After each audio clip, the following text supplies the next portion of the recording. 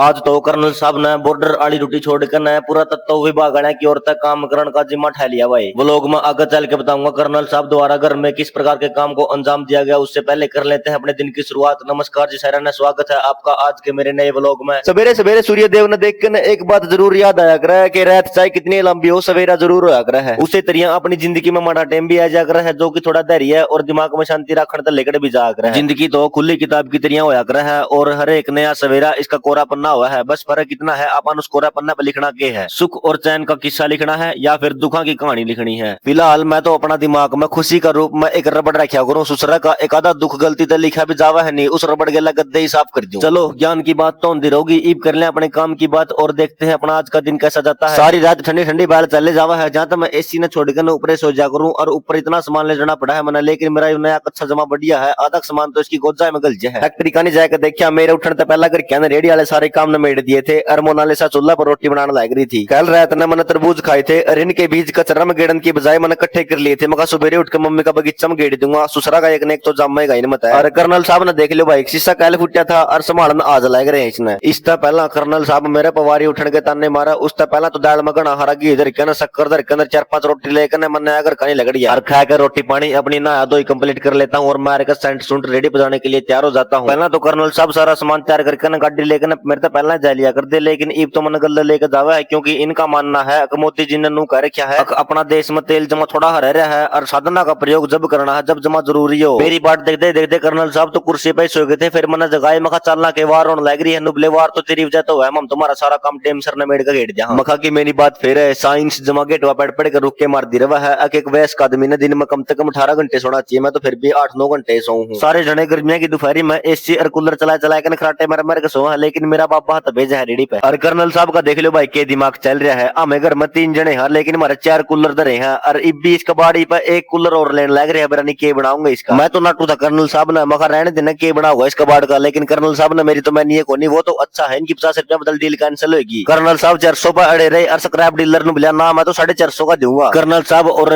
Scrap dealer की debate सुनने के बाद रेडी लेकर मैं पहुंच जाता हूँ अपनी मैन लोकेशन पर और मैन लोकेशन पर पहुंच देखो गप्पे खान खातर आ जाते हैं हिसार से 2 भाई। खेड़ी जालब में मास्टर सुबेर सिंह कई साल टीचिंग में सेवा देने के बाद रिटायर हुए थे और ये मेरे पास खड़े दोनों सेट उनकी रिटायरमेंट की खुशी मनाने के लिए खेड़ी जालब आए थे। और इन्होंने बताया अक पंकज भाई हम कई दिन के सोच रहे थे खेड़ी का नहीं चक्कर लगा तो तेरे दो गप्पे जरूर खा के आवांगे। बाकी मेरी रेडी पर विजिट करने के लिए इन दोनों सर का दिल से बहुत बहुत धन्यवाद। सारा दिन का तूफान इतना तेज चल था शीशम का पेड्डा मेरे ऊपर पड़न हो रहा था और रेडी भी उड़न हो रही थी। 2-3 बार तो गोलगप्पे खाने वाली स्टील की प्लेट भी उड़ गई थी जो कि मैं रोड पर चुक चुक कर लिया। लेकिन इतना तूफान में भी ऐसे फिद्दो वाले भाई रेडी पर स्पेशल रुके और गोलगप्पे खाकर न गए। तूफान इतना तेज चल था अब मैं तो आज कस्टमर की वीडियो भी बना पाया। स्टैंड पर फोन टांग दे धरती में पड़ा था फोन भी बाढ़ की वजह से। धीरे धीरे मौसम इतना खराब हो गया था मेरे तो टेंशन सी हो गई थी। मैं आज सारे गोलगप्पे लायक भी जाऊंगा कि नहीं, फिर भी अपने रेगुलर के कस्टमर सारे आंदे रहे और गोलगप्पे खाते रहे। गोलगप्पे खत्म भी हो गए। ये भाई तो खाली शोकेस तो देख के नहीं बैठ के बोले भाई बूंदाबांदी चलो गया मैडर रुक कर के करांगे हम तो जावा अगर हड़की हड़की बूंदाबांदी चलो गई थी। कर्नल साहब रेडी पर छोटा मोटा काम न मेडल लग रहे थे और मैं आशीष की दुकान पर आकर इनकी बात सुनने लग रहा था। इतनी देर में कर्नल साहब ने रेडी पर सामान दर मेरे तो रुका मेरा अजे इब्बे चल लगा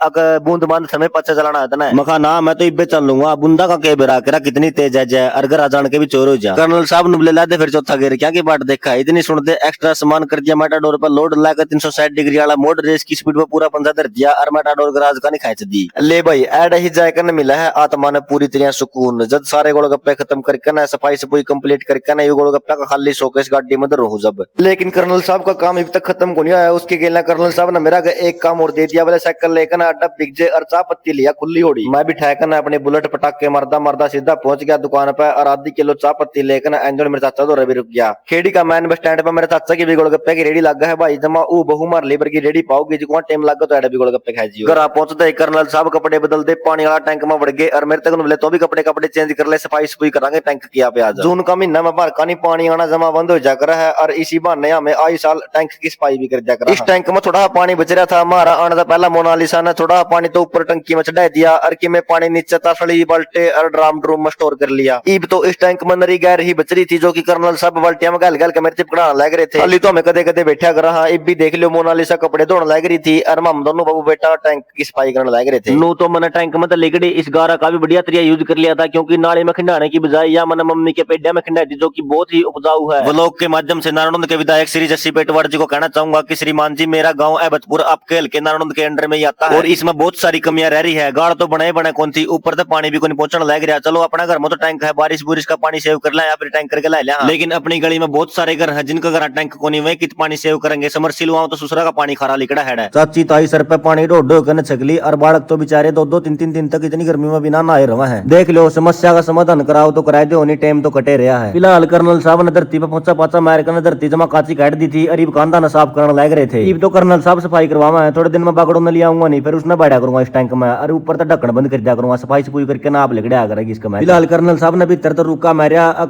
सारा काम निमट गया है। सीधी टैंक में छोड़ दे, मैं बाहर लिगड़ा आऊंगा और गल्ला टैंक कराना दो, फोन कर दे वो पानी लिया इस टैंक में पानी का जगह। अर्ता में देखो एक बार टंकी कितनी डूंगी बना रखी है पीछे, या सीढ़ी कितनी लंबी थी यार, 2 ही पैड़ी दिखा ही तो इसकी। लेकिन सीढ़ी मैं चला गया आखिरी वाली पानी की बाल्टी पे डैम खिंडान। और कर्नल साहब देखो बीड़ी बीड़ी जगह हमको अक्षय कुमार के ढाल को कर लेकर क्या हुआ है, खतरों के खिलाड़ी। और सुन कर्नल ही कह दे टैंक तो बाहर लिकड़ के कर्नल साहब मेरे तक नुमले टैंक कराना दो, फोन कर जाके पानी लिया होगा वो। मका फोन तो कर दिया लेकिन वो आज को नहीं आवा, तड़का होगा। चलो आज का काम तो चल ले जगह, क्योंकि ऊपरली टंकी में पानी स्टोर है, एक दिन वो यूज में ले लेंगे। आज के व्लॉग में इतना ही, मिलते हैं कल एक नए व्लॉग में पानी वाला टैंकर के साथ। तब तक के लिए सभी को मेरी ओर से प्यार भरी नमस्कार।